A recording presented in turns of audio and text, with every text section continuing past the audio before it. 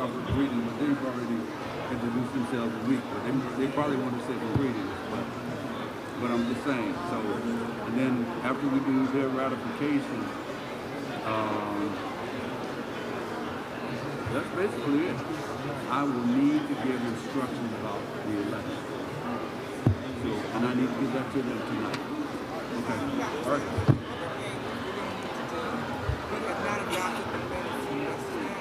The executive session? Or? No, both. Okay. Are we going to do that tonight? If we have the time at the end? Okay. Chair. Give me the chair. What did you say, Mr. Chair? What I was going to suggest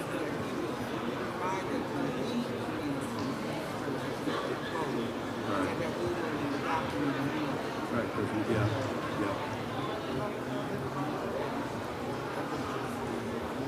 We're waiting on Weston. Yeah, let's roll. Whenever you're ready, sir. Let me get George. All right.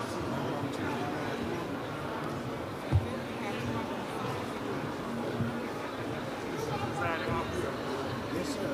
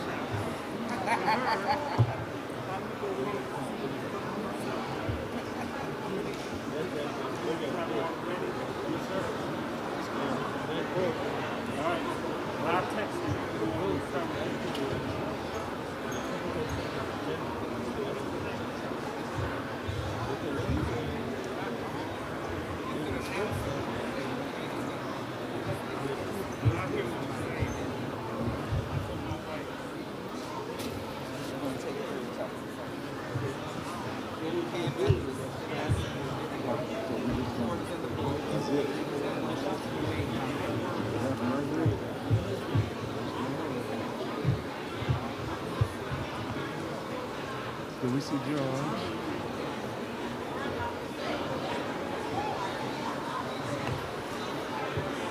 Beloved of God, if you would come in and take a seat, it's time to start. We don't want to hold you all night.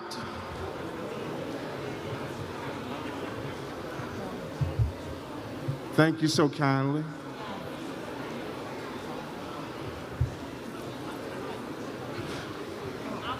Is Dr. McCain present? He's the first person up tonight. Director of Public Affairs and Social Concerns.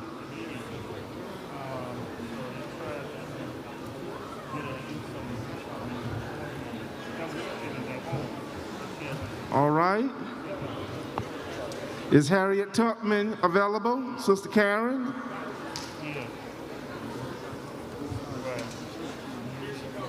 All right, wonderful. Appreciate it.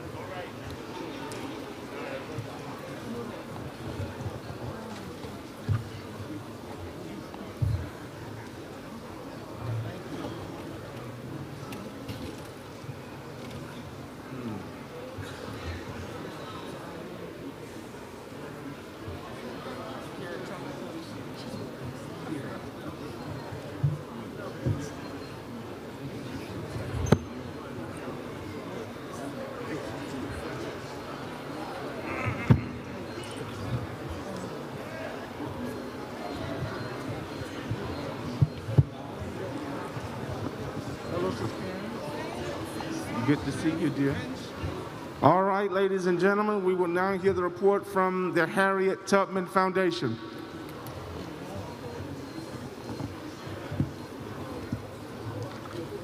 Good evening. Thank you, Bishop Crenshaw. Salutations have already been established from the earlier session, so I'll try to expedite things by saying at the Harriet Tubman home, we pray, we give thanks, we keep going. We keep going around Tubman's core values of faith, freedom, family, community, self-determination, social justice, and equality. And with that, if we could just have the video.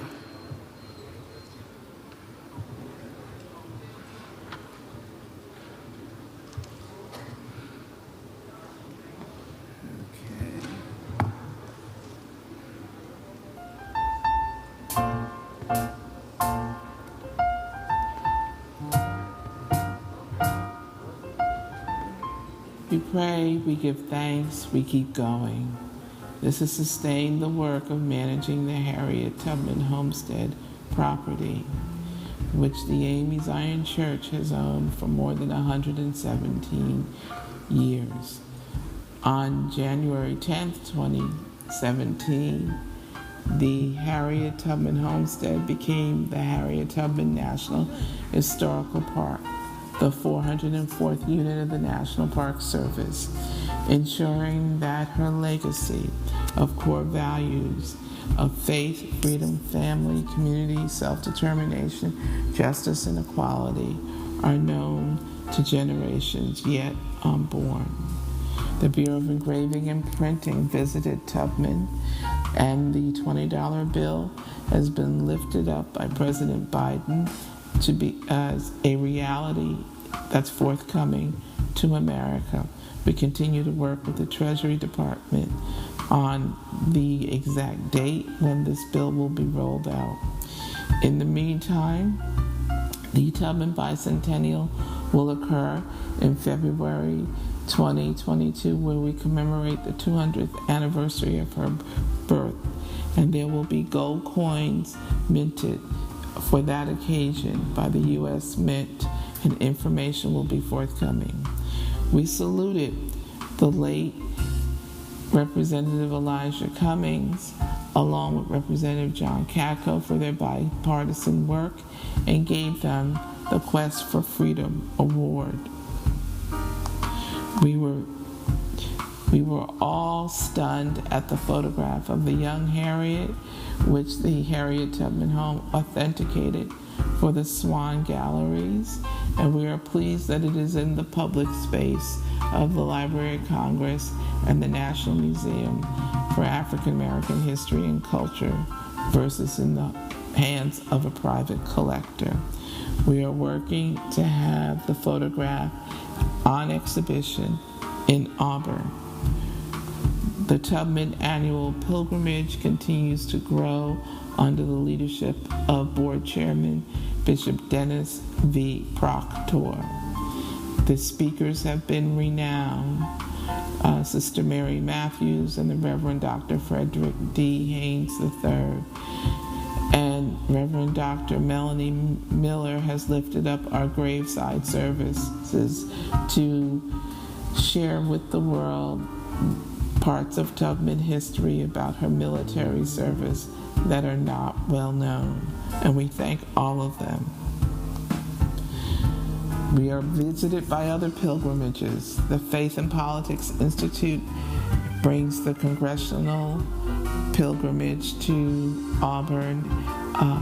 On this occasion, we were able to see our elected leaders take in the experience of being on the Tubman grounds, and the visit was chronicled by Jonathan Capehart from the Washington Post and the Sunday morning news show. We were visited by renowned author David Blight, whose book, Prophet of Freedom, Frederick Douglass, speaks to all of Douglass's life, who received his preaching credentials at the AME Zion Church of New Bedford, but speaks to Tubman and Douglass as formidable forces in the fight for freedom. Naturalization ceremonies take place at the Tubman home, and we're very proud of that, as new Americans want their first steps and their first breaths to be on the property that belonged to Harriet Tubman. The Tubman movie created quite a stir, and the AME Zion Church, under the leadership of Bishop Dennis V. Proctor and Mrs. Proctor, hosted a premiere dinner prior to attending the premiere with guests at the National Museum for African American History and Culture. We were delighted that Reverend Dr. Frederick Haynes and spouse and Bishop Vashti Mackenzie and spouse were able to join us for that occasion. We focus on the Free Harriet, and we let that be known. And we also look for a forthcoming media project that will lift up the life of the Free Harriet. We've had media interested in us, the PBS NewsHour signature segment, and the C-SPAN documentary at the Woodrow Wilson House, and CBS Sunday Morning can all be viewed on your electronic devices. Visitation from 2016 to 2019 remained at 10,000 per year on average, and sales through our gift shop and other outlets grossed approximately $27,000. The year of the pandemic, 2020, we had to marry New York State policies with policies of the National Park Service, and ultimately we had to close the park for safety reasons. We were able, however, to still have our naturalization ceremony take place on the property, and while visitation was down, we received thousands of emails and voicemail messages of folk wanting to know when we will reopen. We have reopened as of July 20th, 2021, and we were visited earlier in the year by MC Light, who has done a video to attract younger audiences, and we continue to work on the gold coins. Bipartisan legislation has been introduced. The Harriet Tubman Homestead now is an active construction site with street improvements being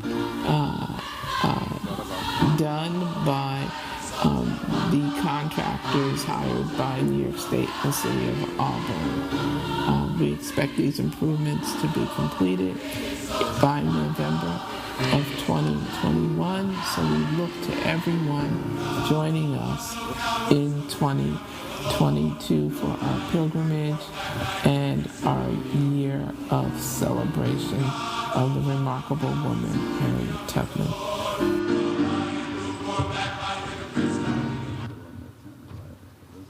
Thank you.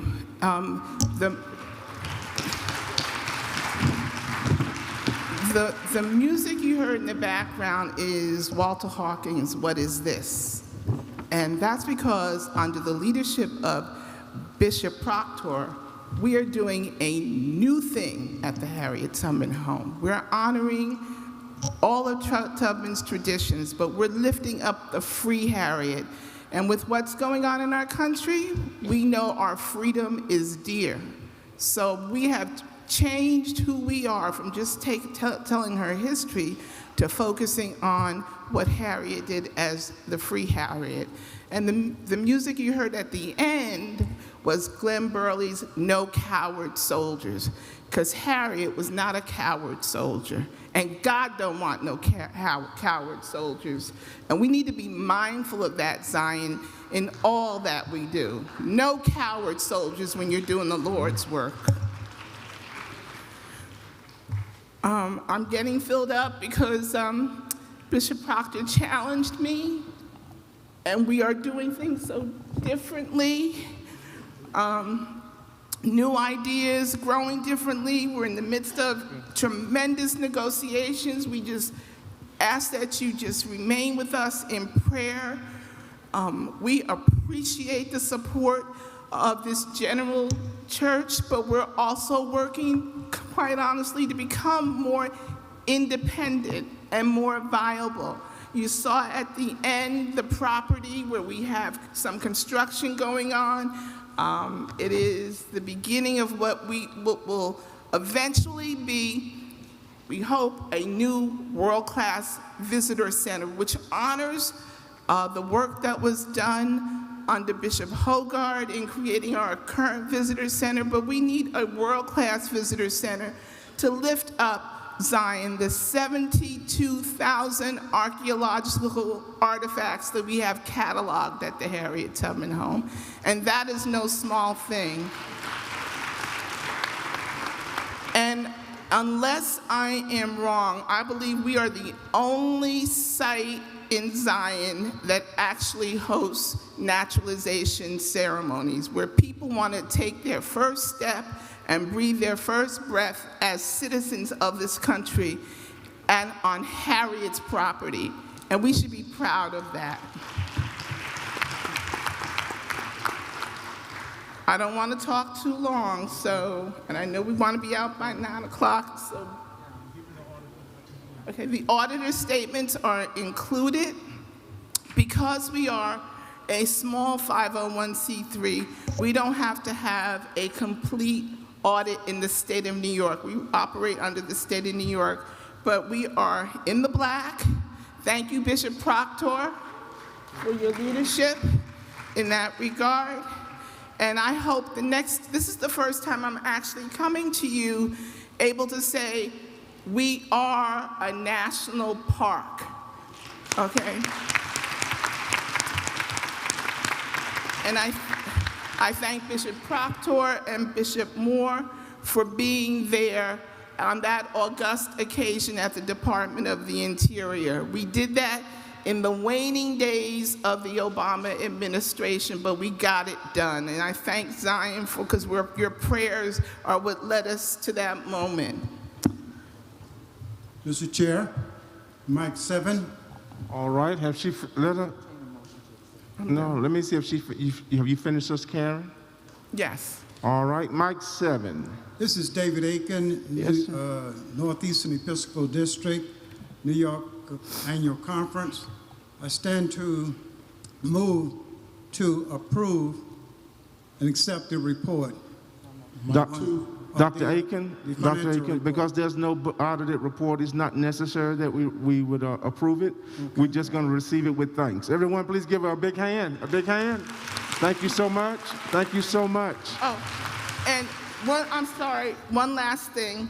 If you haven't seen our freedom shirts, Bishop Proctor said, show everybody the shirt, and my treasurer, my pastor, Pastor Pogue, said, don't come home with a shirt, sell them all. So this is our amazing shirt. This replicates kente cloth, because Tubman was Ashanti. She's got from Ghana, an Ashanti woman. It says, hashtag I am Harriet, hashtag Juneteenth. Juneteenth is a great day at our park. You should really try to make it there. And on the back it says Juneteenth. We're selling them at the general conference price of $15, so please come and see us at our table. All right, where you set up at, Sister Karen? As soon as you come out, the exit door on this side, we're right there near Central Ballroom 3. We're right there. All right, thank you so much. Brothers and sisters, please don't let them leave with one shirt. Please don't let them leave with one shirt. Now, before we start the mic calling, I want to remind you that we are on 3 o'clock on Thursday. That's where we are in the program, 3 o'clock Thursday. And tomorrow, according to my calendar, is Saturday, when the gavel of this meeting is scheduled to fall. And we can't leave till we finish all the business. So let me encourage everyone, if you want to send a word of congratulations, send a text or send an email or see her in the hallway and tell her how much you love her. And that's for everybody. If it's not necessary, I'm asking you, let us move through these reports. Let's do the business. Well, let's move through these reports so that we can leave on time tomorrow. I thought Mike 7. I heard Mike 4 first. Mike 7. 4 left. Mic 2. Thank you, sir.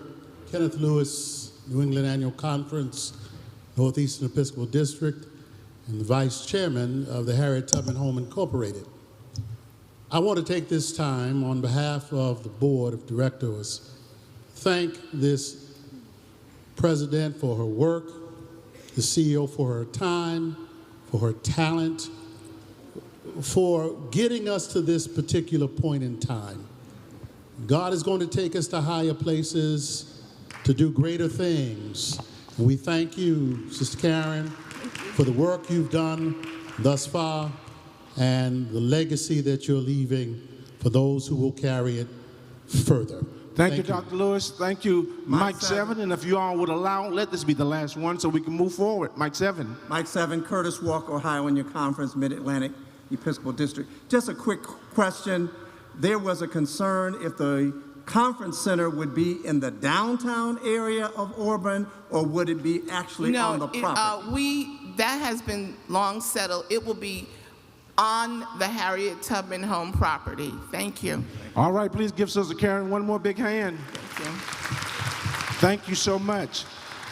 Dr. Love is not present for the Pan Methodist Commission's report. It is already in the book.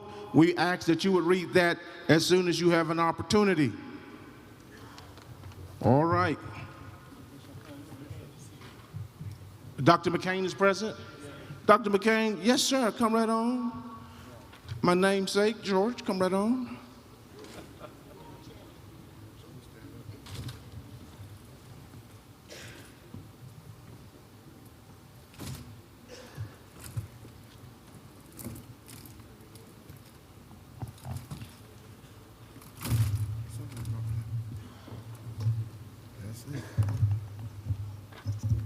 Thank you, sir.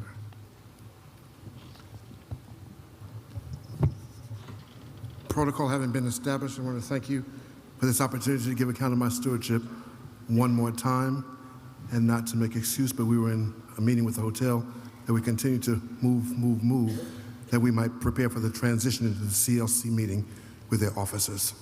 Bishop Crenshaw, we're ready to report. Yes, sir, go right ahead. The video comes on first? Okay.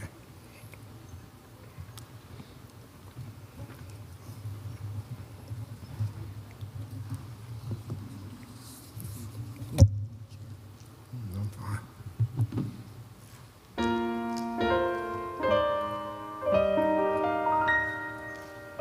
I will bless the Lord at all times. His praise shall continually be in my mouth. My soul shall make her boast in the Lord, and the humble shall hear thereof and be glad. Oh, magnify the Lord with me, and let us exalt his name together. Psalm 34, 1-3. I come today thanking you and thanking God for this opportunity, as once again I'm allowed to give my account of stewardship as your servant leader in the office, as the director of the Department of Public Affairs and Social Concerns. Oh yeah, there are many confusions about the terminologies and the nomenclature of the title, but I give you an account of the work of the servant you've called and selected. My work covers the work of public relations, social service, and convention management. And in each of those areas, we've understood our responsibilities and sought to prepare ourselves and qualify ourselves to give you nothing but the best, top-level service, representation with integrity. And in the Office of Public Relations, we've done just that. We've attempted to keep you informed on those things internally, and under the Board of Communications have worked cooperatively with all of our colleagues, especially the Star of Zion, our editor, Director, Chief of Communications, Dr. Addie Lisby. We come having continued our work with the press corps about various events and personalities and special things. And in this season, with all that is happening around the world, we're grateful to God that even our relationship with our ecumenical partners in public relations experience has been fruitful. We thank God for the opportunity to share the story, because we still have a story, and our story is so rich. In the Department of Social Services, in the area of work, much of our work has been keeping us involved. National Association for the Advancement of Colored People, better known as the NAACP, United Negro College Fund, certain organizations, Thurgood Marshall Scholarship Fund, and the organizations, National Urban League, that continue to be at the forefront of the fight, but yet there are those others, government agencies, civic agencies, from local, state areas where our churches are involved, and we've been allowed to be a partner We especially have done great works in disaster relief and continue to lift up the icon of the experiences during my tenure, and that being that we can do little things in certain areas as individuals, but when we bind together, there's nothing we can't accomplish.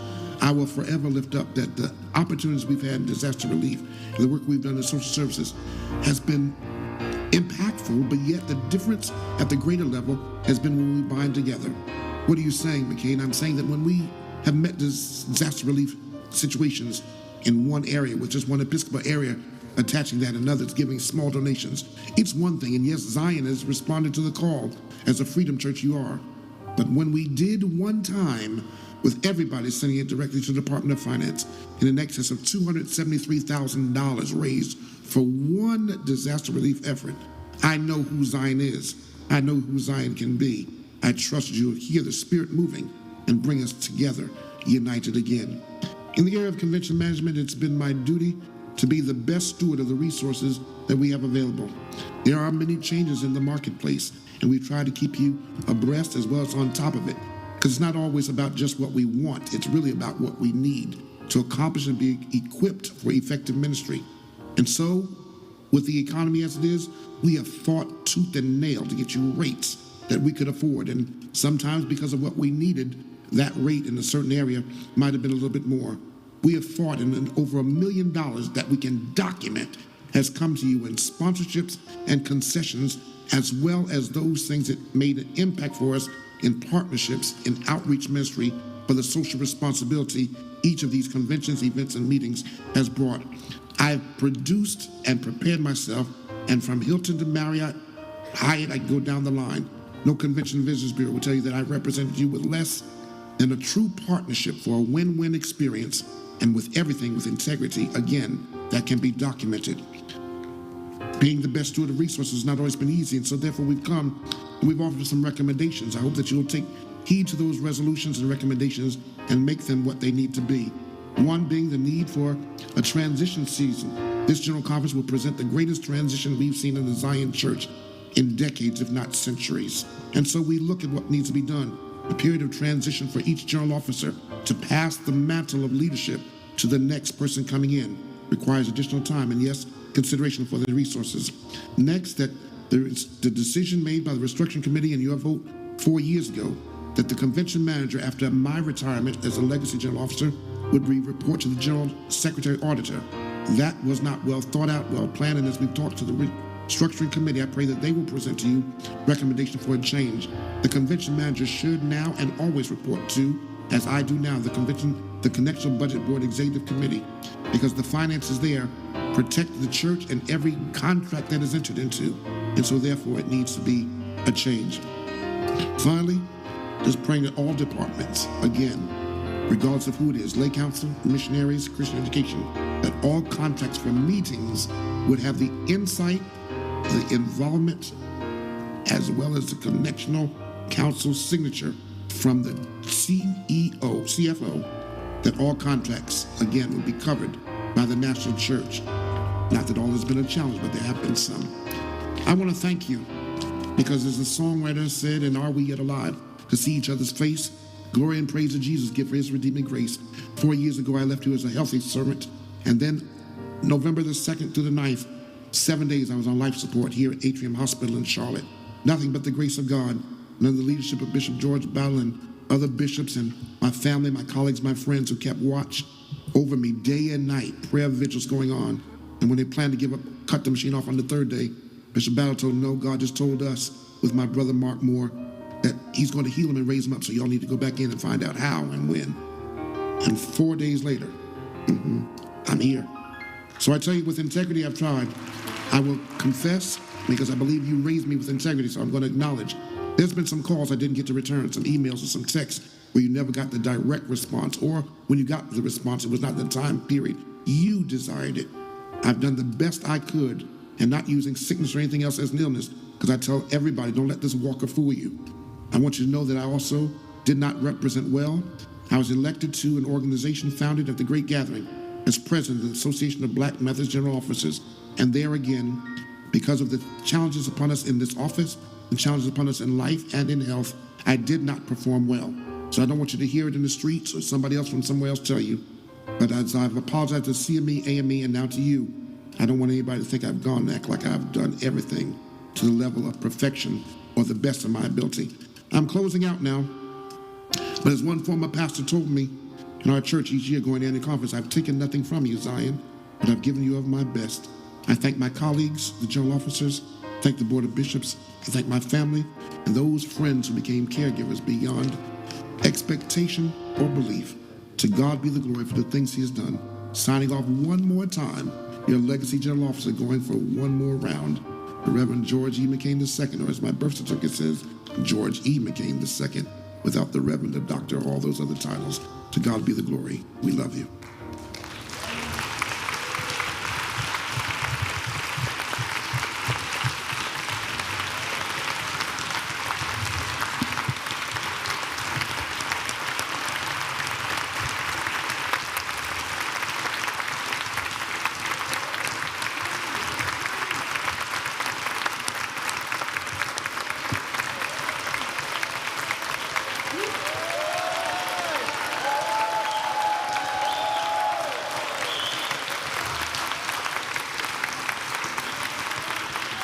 Thank you so much. Thank you so much, Dr. McCain. Now listen, everybody want to speak. I already know that because he's a wonderful man, a tremendous brother. But I'm asking that one person, if you would, speak for everybody so that we will move forward. Mike 2. Mike 2. Dennis and Harry L., New Jersey Conference, Northeastern Episcopal District.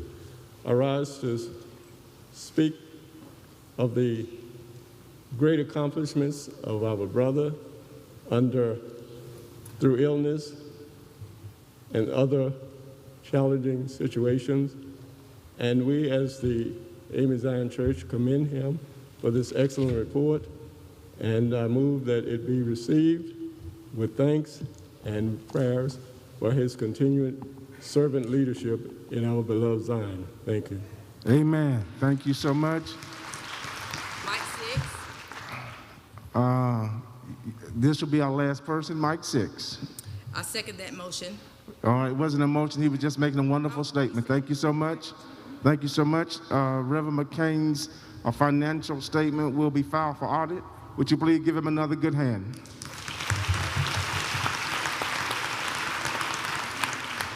Thank you, Dr. McCain. Bishop? Yes, sir. I don't want to be out of order. I don't know how and when this fits in, but as you heard in the presentation, there were some recommendations. I noticed that some of them, as I just read and was told, the resolutions did not make it into the book. But I had recommended, and you, based on budget apportionment, and this is just something for the House to think about, pray about as we continue. You have again recommended and accepted a budget for General Conference for $200,000. It hasn't been real for a long time, and it ain't real now. With the market as it is, it's a seller's market, not a buyer's market. And again, regardless of who does it, George McCain and or the next person, we need to reconsider what we do. And I had submitted a recommendation through a resolution that we would cut General Conference from 7 business days to 5.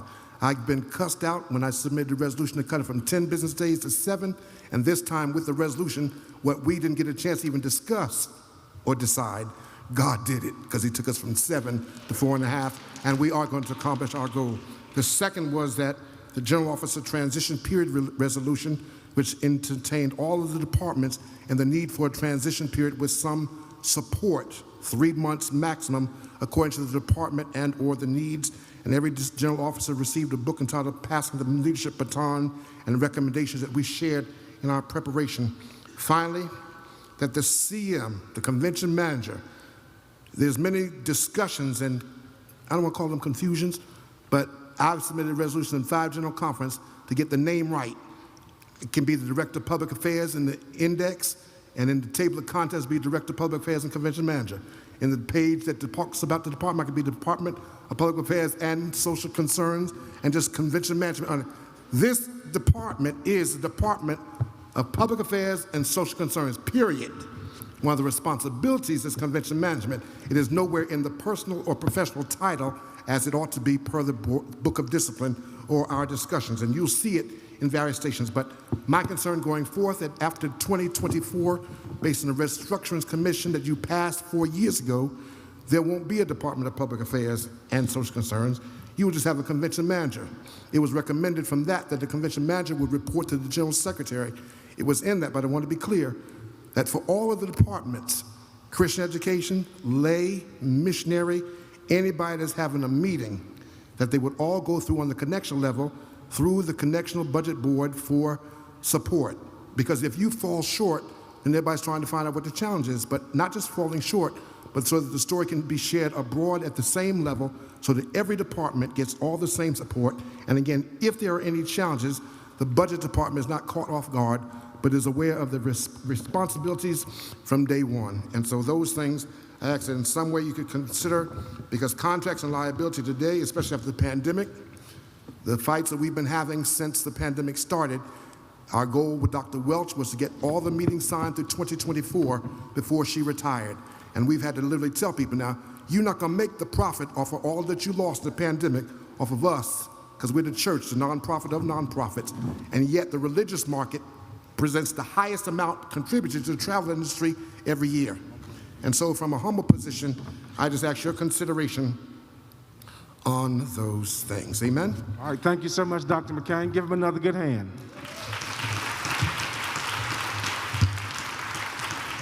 Thank you. At this time, we're going to call for AME Zion University. AME Zion University. All right, the report's on the website. Are they going to play it, Dr. Sadler, or are we just going to read it? All right, we would ask that you would just read that one. Is on the website. Hood Speaks Theological Seminary. Same thing, all right? And also, we talked about Pan Methodist already. Yeah, let's hear from them. At this time, we're going to hear greetings from the Judicial Council. We want to give a tremendous word of thanks to the leader of the Judicial Council, Dr. Walker, for the tremendous job he performed, not just with the trial that you saw, but with all of the preliminary and pretrial motions and pretrial gatherings. We owe him a debt of thanks that he ensured that we had a process that was fair and transparent. Would you give him a good hand?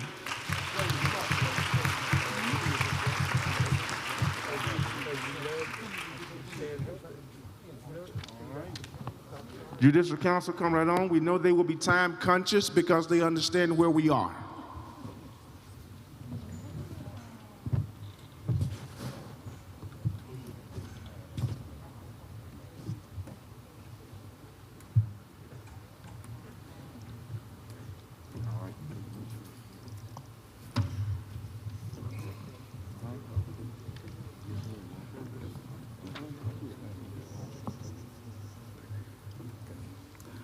Thank you, Bishop. Good evening to this General Conference. I greet you in the matchless and wonderful name of our Holy Lord, Jesus Christ. It gives me pleasure on behalf of the Judicial Council of the AME Zion Church to make this my final statement to provide information and recommendations to the conference. I thank you for allowing me to serve as a member of the Judicial Council for 13 years. I express the same sentiments for my colleagues, Justice Monica Reed and Justice Geraldine Battle Hodge, for their tenure of 13 years also, which ends at this General Conference. The remaining justices are listed below, or I will tell you in a few minutes, as some of them seek to be placed on the ballot as incumbents for the election this year. A matrix of their status has been provided to the nominating committee. One of the most criticized areas that has been shared and directed towards the Judicial Council is that, and I quote, "there is no enforcement of the church rules and laws," end quote. especially when the Judicial Council renders a decision to clarify the law or rules that are in the Book of Discipline. It is at a point where people have no confidence in the decisions of the Judicial Council because they often say, what good does it do when there is no enforcement?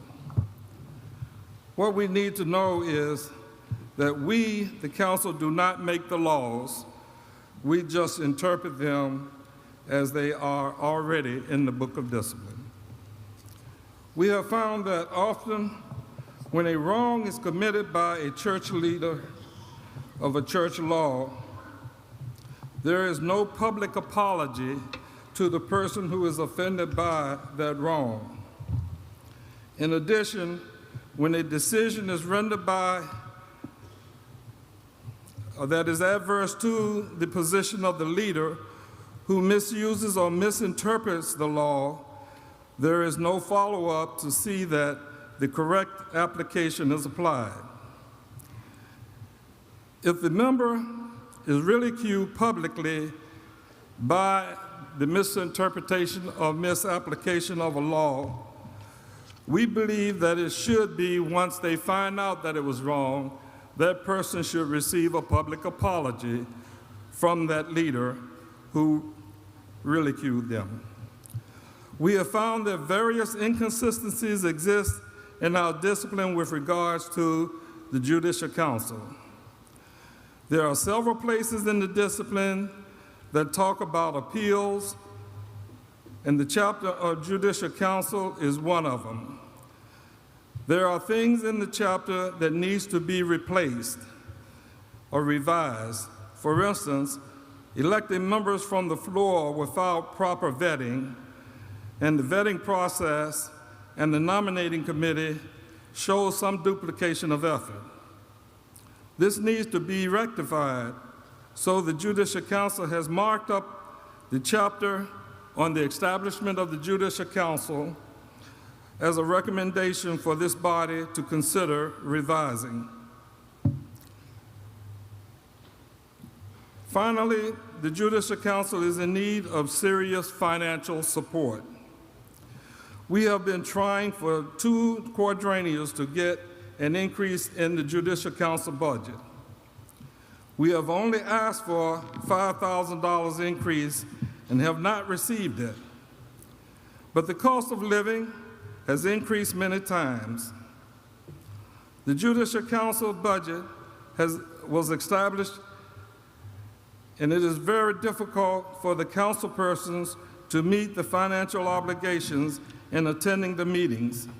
For instance, the cost of food has increased tremendously, and the cost of transportation has skyrocketed. Yet the council members who are unpaid are expected to do what the general officers do who receive a salary for what they are doing. The council is not asking for a salary, though it would be good to get one, but we are asking that we have some assistance to minimize the out-of-pocket expenses that the council members have to use for the various trips. In addition to the budget increase, I highly recommend that the Judicial Council receive an honorarium. In addition, the Judicial Council works very hard and seems to be the least respected. We have to put up with retaliation against us for simply doing our job. Some people take their vendetta out on us because of their dislike for the truth being told to them. The least that can be done is a small token of appreciation be given to the council members. And I'm not speaking for myself because my term is up and I am leaving the Judicial Council this term. But I know that they are very hard workers, and I know that they are committed and dedicated, and they require to spend money out of their pockets to do the job that you have elected them to do.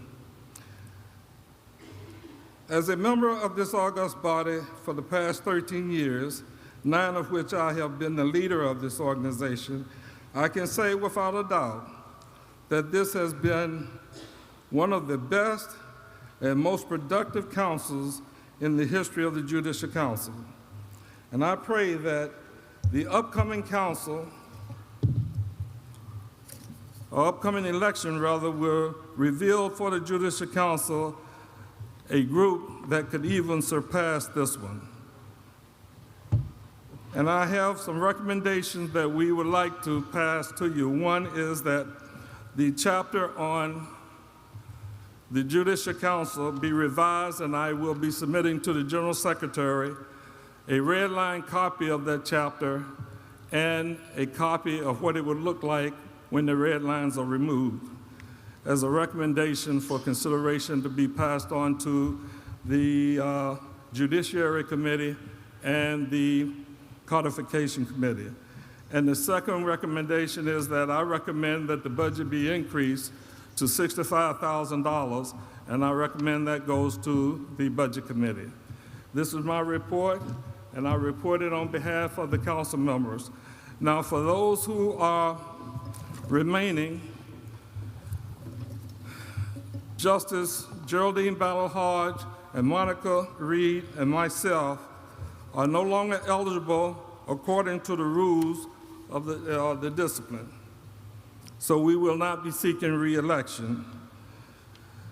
Reverend Dr. H.K. Matthews, who is not here because he had a medical procedure yesterday, and I asked you to pray for him, and Reverend Craig Douglas, who is not here, they are eligible for one more term, but they are not seeking re-election.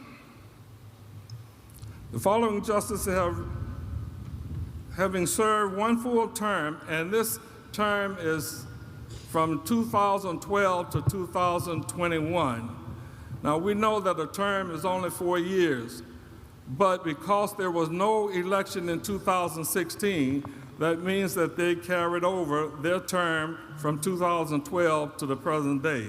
So that's one term as we see it. The following persons are Judge Adele Raleigh, 2012 to 2021, Reverend Dr. Reed White, Reverend Dr. William King, and Attorney Marsha Grayson. They all are serving the same amount of time. However, Dr. King is not seeking re-election, but the other three are asked to be put on the ballot as incumbents. In closing, since the budget has been the one recommendation and the change or revision of the chapter in the discipline, then I ask that you would take this under consideration and advisement. Respectfully submitted, yours truly, John L. Walker Sr., President, Attorney Geraldine Battle Hodge, Reverend Dr. H.K. Matthews, Reverend Craig Douglas, Attorney Marsha Grayson, Reverend Dr. William King, Reverend Dr. Reed White, who is the chaplain, Miss Monica Reed, who is the clerk, and the Honorable Adele Raleigh, Vice President and President Emeritus. Thank you. Thank you. Would you please give the Judicial Council a good hand? Thank you, Dr. Walker, and members of the council for your service. Thank you for these greetings. Thank you so much. At this time, we will hear from Women Home and Overseas Missionary Society.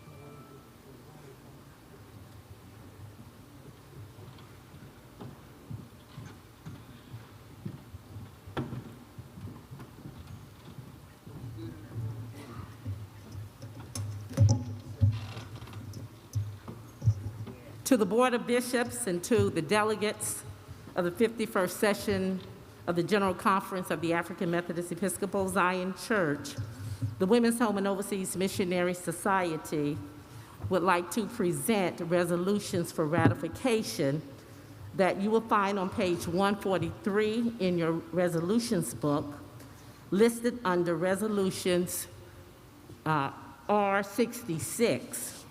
These resolutions were voted upon and accepted at the 29th Quadrennial Convention held July 13th through the 19th, 2019 at the Rosenshingle Creek Hotel in Orlando, Florida.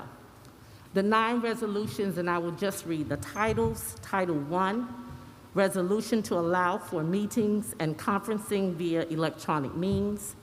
Title 2, Section 4, Youth Missionary Society updates. Title 3, District Chairman of Life Members Council. Title 4, Local Life Members Council meetings. Title 5, Scholarship Awards. Title 6, changing the name from general officers to connectional officers. Title 7, constituents of the Executive Board of the Women's Home and Overseas Missionary Society. Title 8, removal of the Executive Director from the Personnel Committee of the Women's Home and Overseas Missionary Society. And Title 9, electronic procedures. Mrs. DeVita Moore is the chairman of our Resolutions Committee and also co-chair of Memoirs to the Quadrennial Convention. These were done under the leadership of Dr. Sandra Gatson, the president at that time. And we would ask for a ratification of our 9 resolutions. Okay, what about the budget, Madam President? Are we doing them separately? Are we doing No. them separately? We can do them all at one time. Okay, great. Yes, ma'am. If you would, please load the budget for 2019 through 2022. You will find that listed under the reports, Women's Home and Overseas Missionary Society Addendum. The budget will be read by Verdell Cunningham, member of the Budget Committee.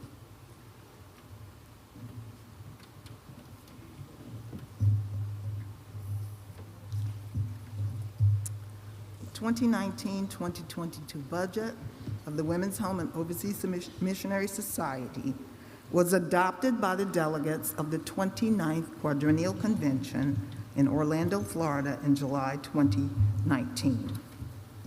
Projected annual revenue, $645,235, or $2,580,940 for the quadrennium. Projected annual expenditures equate to $645,235, or $2,580,940. The budget is presented for ratification by the General Conference delegation.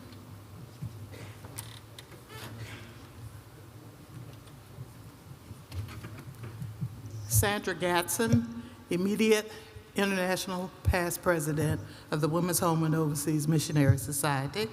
I stand to make the motion for ratification of the resolutions that have been presented, as well as for our budget. All right, is there a second? Dorothy Gill Smith, Western North Carolina Conference, Piedmont Episcopal District. I second that motion. All right, thank you very much. I want to remind you that in 2019, we had a full day of discussion on these very resolutions that's brought before us. Are we ready for the question? All those in favor, please say aye. Please raise your cards. Please raise your green cards. All right. Those in opposition, you would raise your red cards. We're waiting for the online persons to give us a number.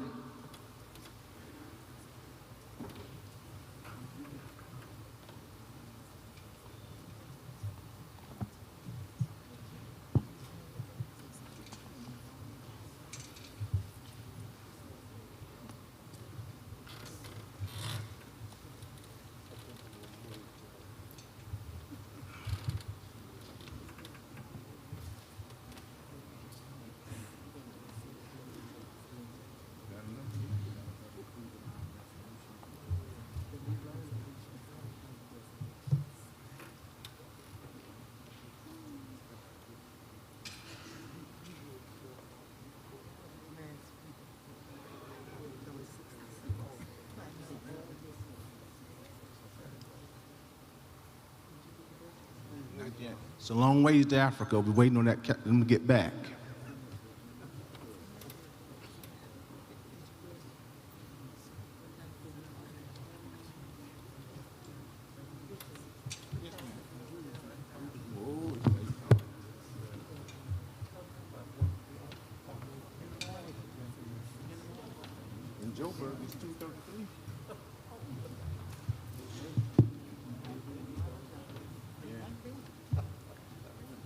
It's 2:33 in Johannesburg AM. They may be asleep.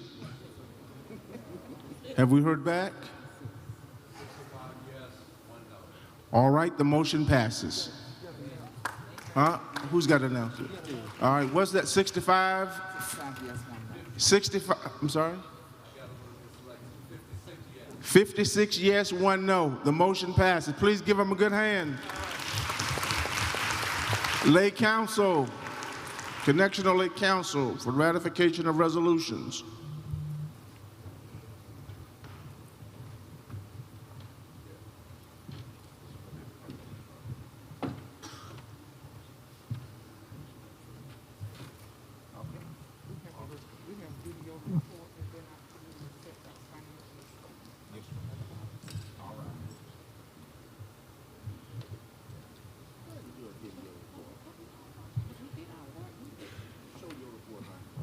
Go right ahead. Thank you, Mr. Chairman. Absolutely. The Lake Council has a video report to be read, so we will see that at this time.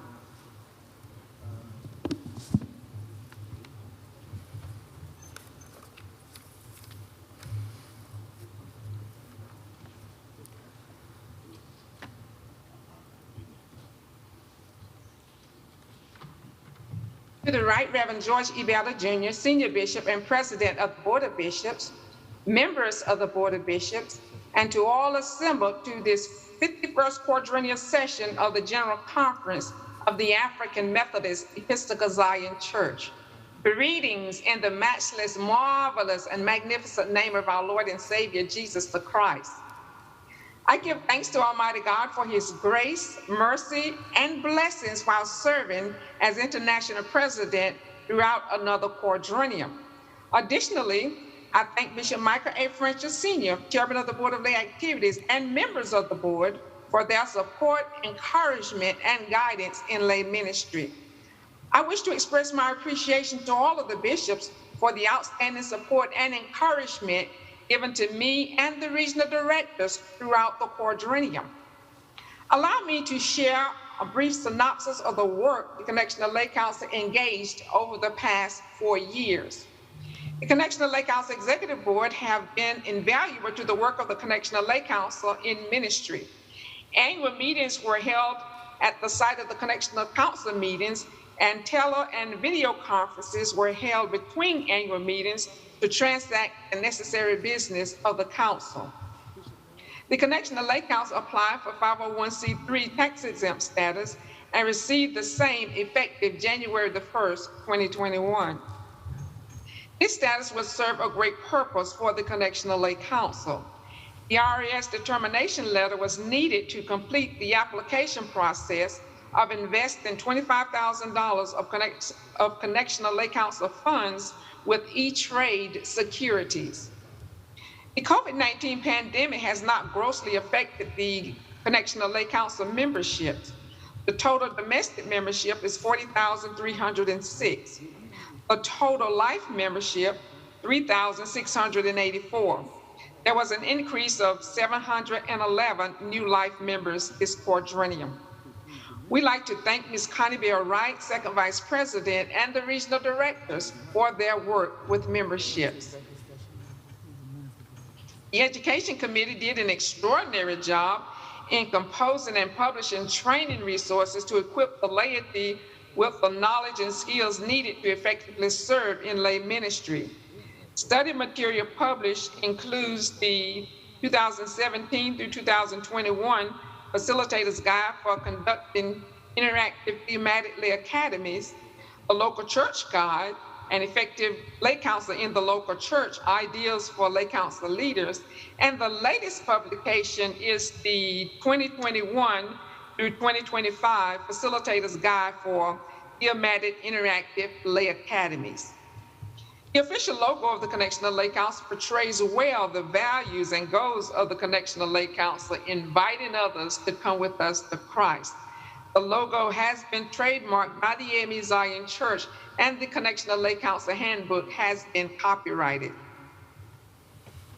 One of the most memorable moments this quadrennium was on January the 10th, 2017, when I had the privilege of attending the ceremony in Washington, D.C., where Ms. Sally Jewell, Secretary of the Interior, signed the memorandum formally establishing the Harriet Tubman National Historical Park in Auburn, New York. Additionally, I attended a meeting with Ms. Karen Hill and others at the U.S. Department of Treasury, Bureau of Engraving and Printing. During the meeting, we were allowed to view the picture of Harriet Tubman that would be presented from the Bureau of Engraving and Printing for the $20 bill. The 43rd annual Harriet Tubman Pilgrimage Celebration was the first since the grounds on which it took place was formally established as the 414th unit of the National Park System. During the celebration, the Connectional Lay Council gave a $52,000 donation in support of the Harriet Tubman National Park. I was afforded the amazing honor of serving as keynote speaker for the 43rd annual Harriet Tubman celebration. Thank you, Bishop Proctor, for the honor. This quadrennium, contributions totaling $40,000 have already been donated to the Bishop George J. Leake III Endowment. An additional $11,000 will be awarded during the 12th Quadrennial Lay Convention Scholarship Breakfast for a total of $51,000 in donations this quadrennium. The Connectional Lay Council established 3 endowed scholarships this quadrennium. The Dr. Sally V. Moreland Endowed Scholarship has been established with Clinton College in Rock Hill, South Carolina, with donations totaling $35,257.76. During the 2019 Livingstone College Founders Day celebration, $30,000 was given to Livingstone College to establish the Connectional Lay Council Endowed Scholarship. This scholarship will support students attending Livingstone College. The third endowed scholarship is the CLC Lay Leadership Endowment, established with Hood Theological Seminary with the amount of $25,000 in support of laity who will be attending Hood Theological Seminary. Connectional meetings were scheduled in accordance with the Connectional Lay Council bylaws. More than 500 registered laity and clergy attended Knoxville, Tennessee to participate in the 11th Quadrennial Lay Convention. The Connectional Lay Council convened the 6th Quadrennial Evangelistic Retreat on the front porch of the Blue Ridge Mountains in the township of Black Mountain at the Dorothy Walls Conference and Retreat Center. The 11th Quadrennial Lay Convocation was planned, but then came COVID. After many months of planning the convocation, it was canceled following the proclamation issued by North Carolina Governor Roy Cooper, citing a state of emergency for North Carolina due to the spread of the coronavirus. We are grateful to Ms. Leandris Davis, Convocation Chair, and the steering committee for all of the work that went into planning the convocation. The meeting was scheduled to be held at Simon Temple AME Zion Church in Fayetteville, North Carolina. Many thanks to Bishop Kenneth Monroe, the Eastern North Carolina Episcopal District, Dr. Brian Thompson, and the Simon Temple AME Zion Church for all of the preparation and for your willingness to host the convocation. We're now knocking on the front door of the 12th Quadrennial Lay Convention. The Convention Steering Committee, chaired by Ms. Leandris Davis, and the Executive Board have worked diligently under the leadership of Bishop Michael A. Frenchess Sr. to ensure a well-planned and executed convention. We hope many of you will join us. The time allotted for this report does not allow adequate time to share the audited financial statements, so I want to refer you to the written report for the annual audit and the 6-month audit. The usual 6-month audit was cut off at 5 months, May the 31st, due to the date given for me to submit this report.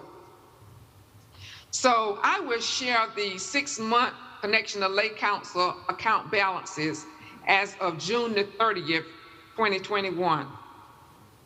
Bank of America checking account, $47,918.36.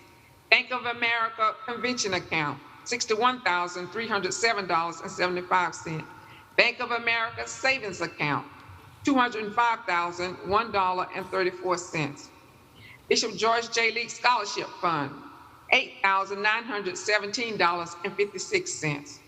Total of all accounts on June the 30th, 2021, $323,145.01.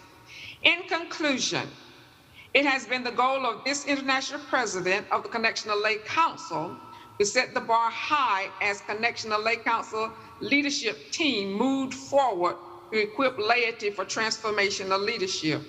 With God's help, we are building lay ministries that glorify God while training men and women to become disciples of Christ and effective, committed leaders in the African Methodist Episcopal Zion Church. I press toward the mark for the prize of the high calling of God in Christ Jesus. Respectfully submitted, Mary J. Matthews, International President, Connectional Lay Council.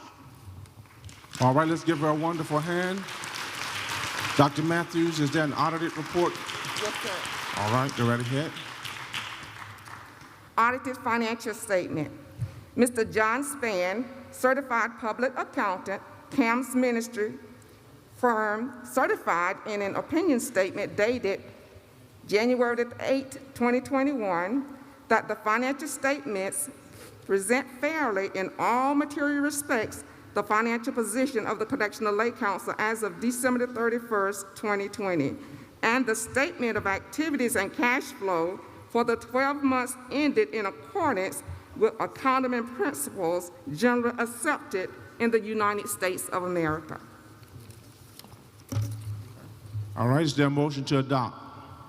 Yes, sir. Mike 7, Yvonne Tracy, Western North Carolina Conference, Tubman Episcopal District. I move to adopt the audit report. All right, thank you. Second, is there a second? Mike 6, Yes, Morel ma'am. Landrum, Georgia Conference, South Atlantic Episcopal District. I second. Move to properly second. Are we ready for the question?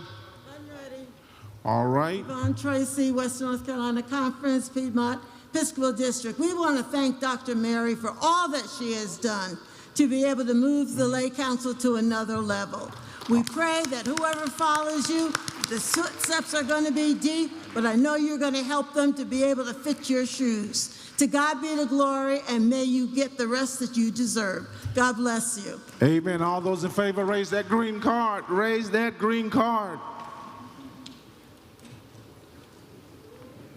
Thank you so much. Anyone opposed, please raise the red card. We'll wait for the online.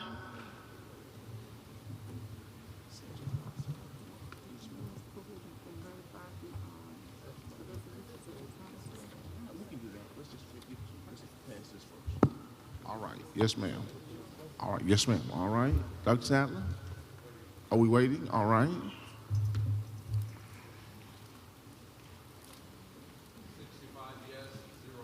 65 yes, 0 no. The motion passes.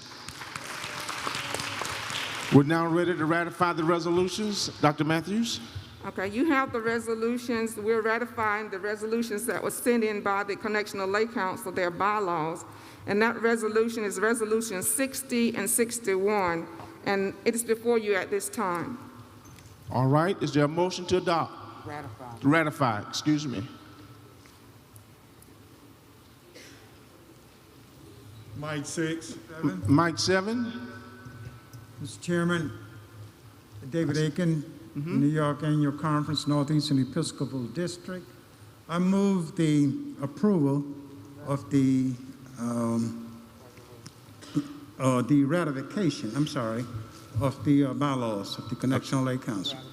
Ratify the resolutions. Mike 6. All right, Mike 6. Mike 6, second. All right, we've heard the motion. Are ready for the question? All those in favor, raise your green cards.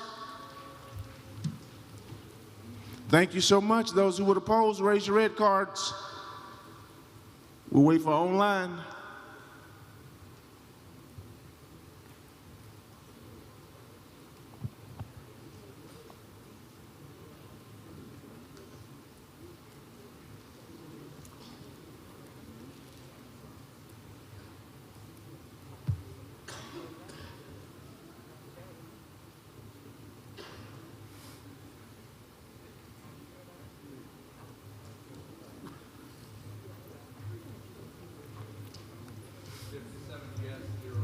$57 yes, 0 no. The motion passes. Thank you, Mr. Chairman. Thank you so much, Dr. Matthews. At this time, we're ready for the second reading of the budget. Is the Budget Committee back?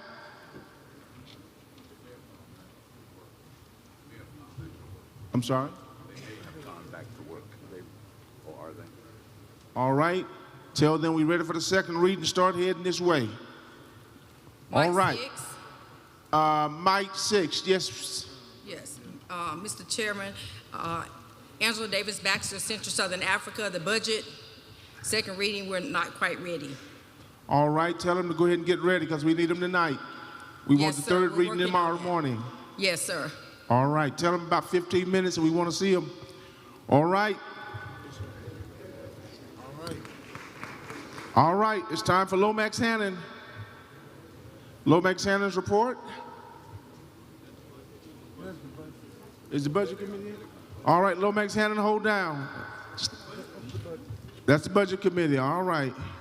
Stand down, Lomax. We're coming with the budget.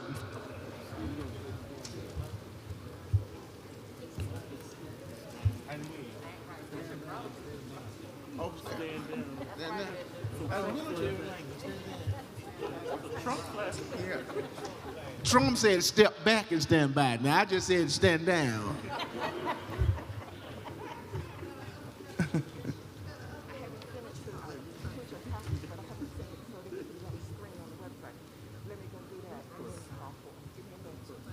How much? You need more time? All right. All right, we're just going to wait a couple of moments, if you would. All right, stand at ease. Okay. Hold on, I want my mind totally set when we get them election instructions. I don't want it crammed in. Stand at ease, 3 to 5 minutes. I paid close attention when I had my tutorial session. I've been waiting all night to use that.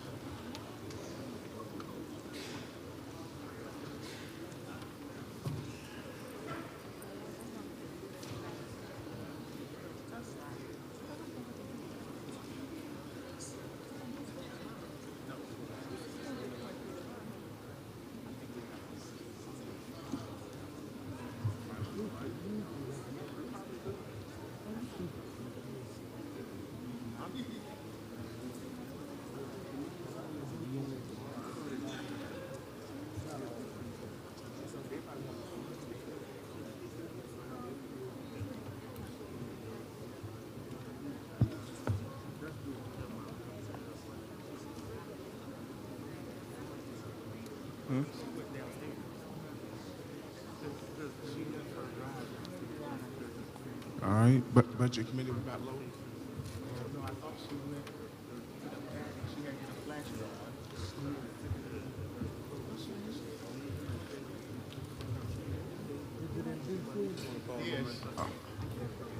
All right, brothers and sisters, at ease is over. Lomax-Hannon, please come right on. We'll come back to the budget.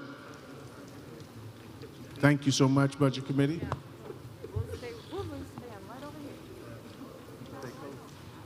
Mike 7. Mike 7. Yes, Mr. Chair. Yvonne Tracy, Piedmont Episcopal District. After this report, I believe there were some recommendations that the Judicial Council wanted to present, and somehow it just got away from us. Can you recall them so that we can address those items? No, ma'am, they were giving greetings, not a report, so they can't present recommendations. Okay, but they had recommendations at the end of their report. So yes, you ma'am. say that's not in order? Those should have gone through our normal process. They were just giving greetings to us. Oh, okay. Yes, ma'am. All right. But we will ask them to be sure to submit them for the next general conference. Okay. Well, I just heard the word recommendations Yes, to ma'am. be adopted. I heard him, but I just let it slide on by. Oh, okay. Thank you so much. Bishop. Yes, Appreciate ma'am. your help. Yes, ma'am. Lomax.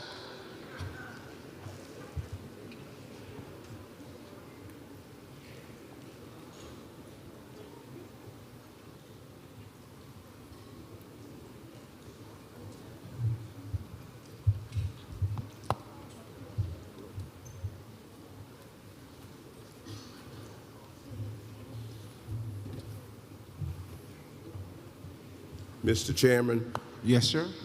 Board of Bishops, members of the 51st Quadrennial, Reverend Dr. Catherine McFadden and I are presenting the report.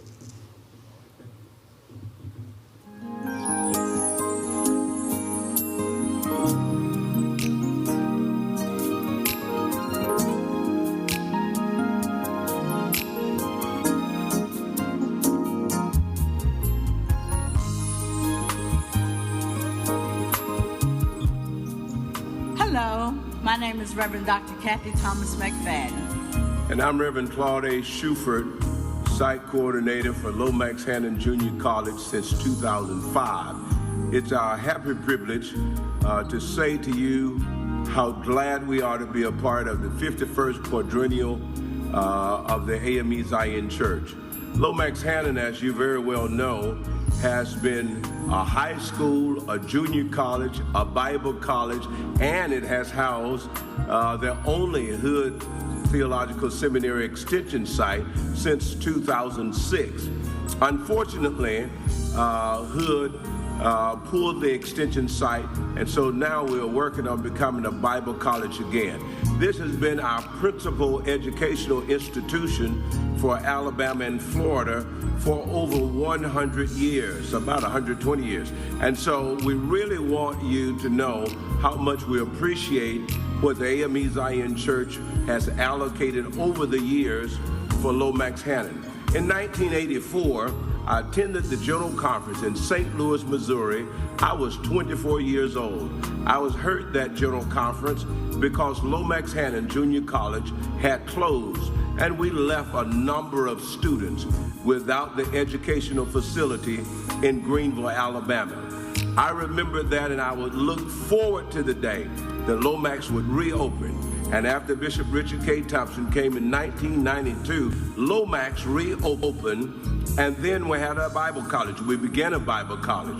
When Bishop McCoy came in 2004, Bishop McCoy's hope was to have a seminary. He appointed me to be site coordinator then, and we were fortunate under the President Albert Amer, former President Albert Amer, to have an accredited Hood Theological Seminary extension site, graduating over 35 students since that time with a Master of Divinity, a Master of Theological Studies. How exciting that has been for us in the Alabama-Florida Episcopal District. However, our student population decreased to 3 members and, of course, could not sustain the extension site. And so presently, we're getting ready to launch another venture becoming an accredited Bible college that Dr. McFadden will talk about in a few moments. Since Bishop Seth Olarte was appointed in 2016, we were able to relocate the Lomax-Hannon Senior Daycare out of the administration building into a separate building. We gutted a dormitory and made it a very comfortable extension site for our daycare that has been here since the late 80s. As a matter of fact, at one point, that was the only thing permanently fixed on our campus. That daycare has served so many underprivileged, low-income, even mentally challenged persons of Butler County. It's funded by the government, the federal government, the state government, City of Greenville, and grants that our director, Mrs. Doris Yelder, has secured ever since she's been here, over 40 years, I might add. And so now we look forward to another Bible college, this time one that will end up being fully accredited, and Dr. McFadden will tell you about that. As the Episcopal Dean for Leadership Education, I am so excited to tell you about our new programs as we stand in one of the renovated buildings here on the campus of Lomax-Hannon. We are talking about reopening the Bible College. We're talking about the School of Excellence. We're talking about a STEM school, School of Leadership. We're also partnering with a solar company to create solar panel farm, which will lead to a certificate program.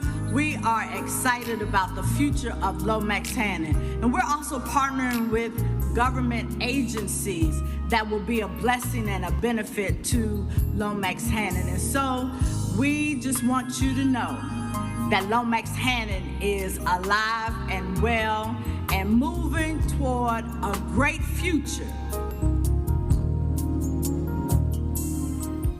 Lomax-Hannon Junior College was founded in 1863 in Greenville, Alabama. Lomax-Hannon has a beautiful campus with great potential. Under the leadership of Bishop Richard Keith Thompson, the gymnasium was completely renovated.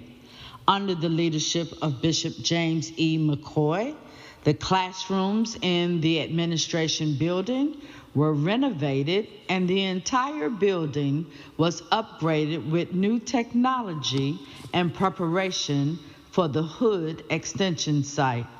Bishop McCoy also upgraded the kitchen equipment in the campus cafeteria, bought new tables, and paved the parking lot in front of the cafeteria and gym.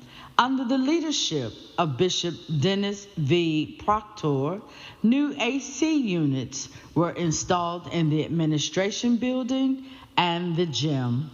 Under the leadership of Bishop Seth Olarte, the adult daycare was relocated from the administration building to a newly renovated section of the women's dorm. As you can see from this architectural drawing, plans are being made to completely restore and renovate the administration building. As you can see, Lomax-Hannon Junior College has great potential in becoming the premier junior college of the South and beyond.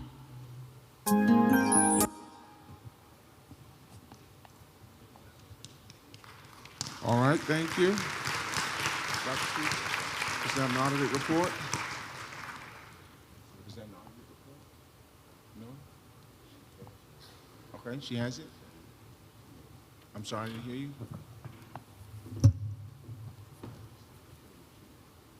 All right.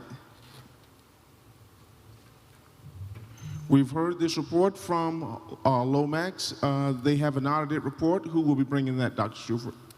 The treasurer, Mr. Chairman, is Dr. Sandra Coleman. All right. Do y'all have an audited report? All right. Let's just receive this with a good hand.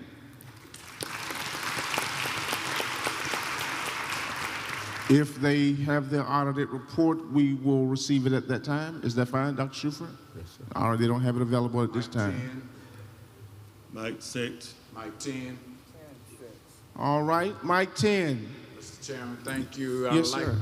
Yeah, Michael J. Evans, Central Alabama Conference. I'd like, Mr. Chairman, to ask Dr. Shuford why we do not have an audit report. All right, you're free to ask him.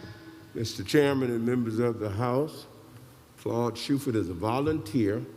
I do not handle any finances for Lomax-Hannon Junior College. All right, well, Dr. Shuford, who has them? The chair of the board is Bishop Seth O'Larty. The first treasurer died, the late Reverend Ron Burroughs, in December of 2016. His wife, Mrs. Karen Burroughs, then began banking the money and paying the bills, and after that, Reverend Dr. Sandra Coleman. All right, Mike 6. Mike 6. You had 5, Dr. Hunt. Mike 6. Mike 6. Reverend Robert Shuford from South Central Africa. I would like to know how much money was allocated, how much was raised, and how much was spent. All right, we don't have that audited report, Reverend Shuford, so we cannot answer that question, can we? Mr. Chairman, we can answer parts of it because there's a $200,000 allocation from the CBB. Dr. Shuford, can I ask you to remove your mask so I can hear you? No one is close to you. And Oh, I'm sorry, Mr. Chairman. Thank you. There's a $200,000 allocation from the Connectional Budget Board. I reported at the last general conference under Bishop Dennis Proctor. That was $440,000, May 31st, 2016. That much we are sure of. I cannot declare what was raised without that report. All right, do we have the audited report? I see Dr. Coleman. Dr. Coleman, is that an audited report? Yes, and that was uploaded to the General Secretary some days ago. All right, can we show that? The audited report, Dr. Sadler? Use your mic, please, sir.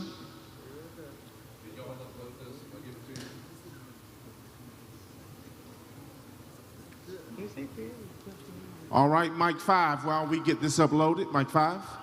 Mr. Chair, I will hold my unreadiness if they have an audit report. All right, thank you. We're going to hold here. We're going to stand at ease for just a moment.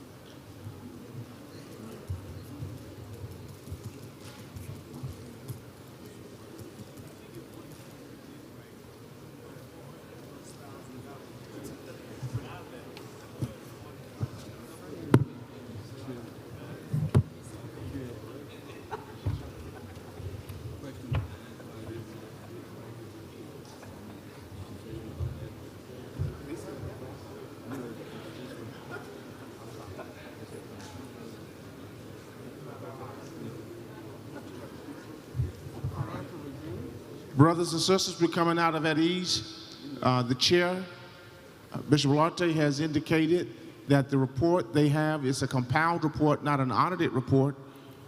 So he will speak to that, and then we'll recognize Dr. Hunt.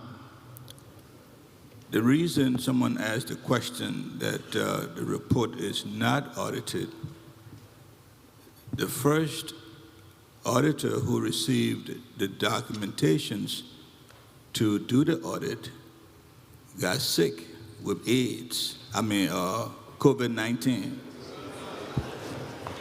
There's a big difference now. There's a big difference. I had COVID. There's a big difference. Yeah, he got sick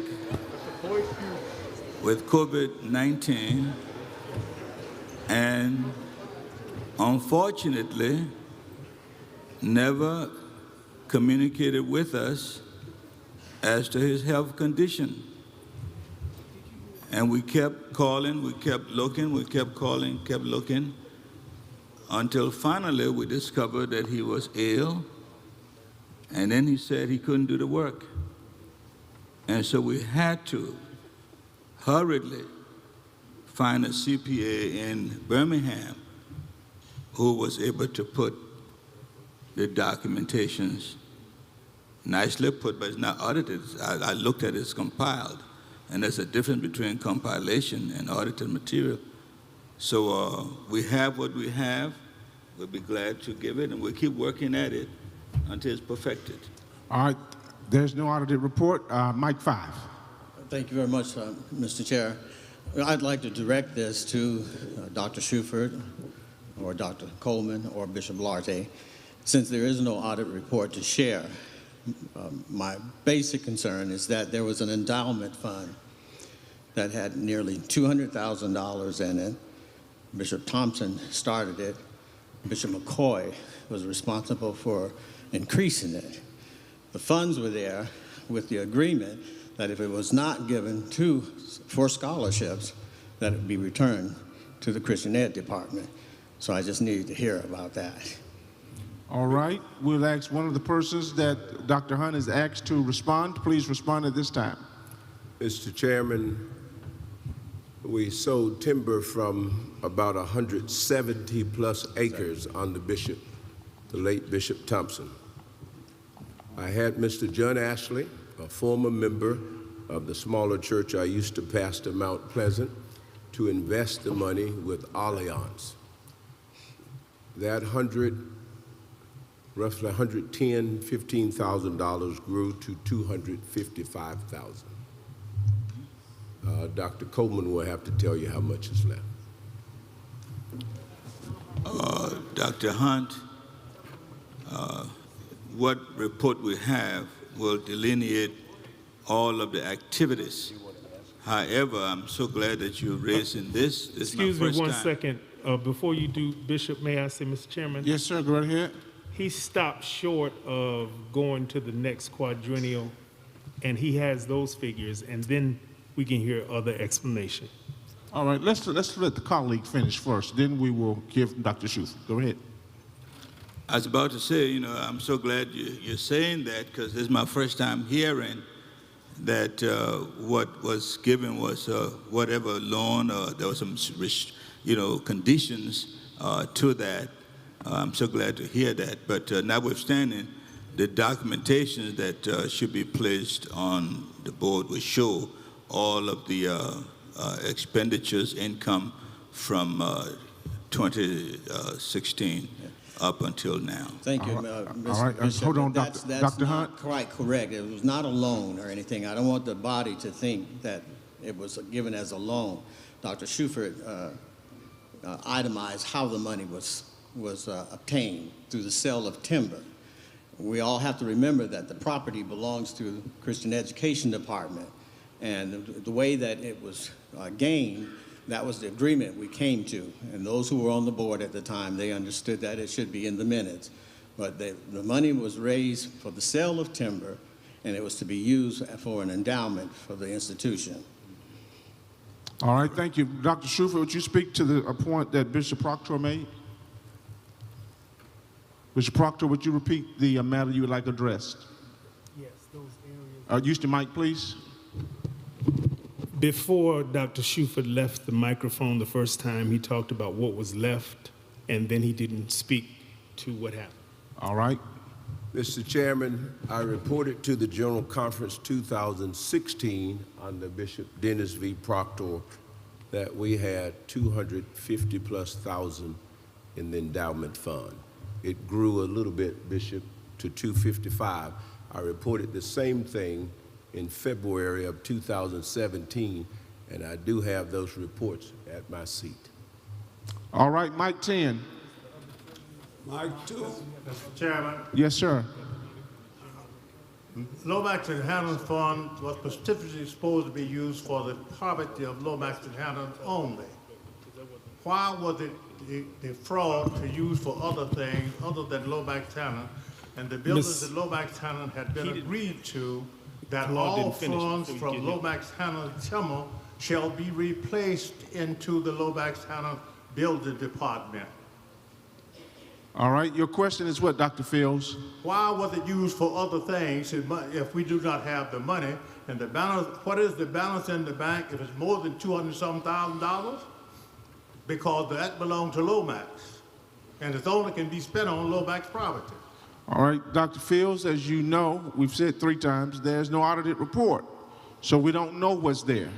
Mike 2. May we ask the treasurer?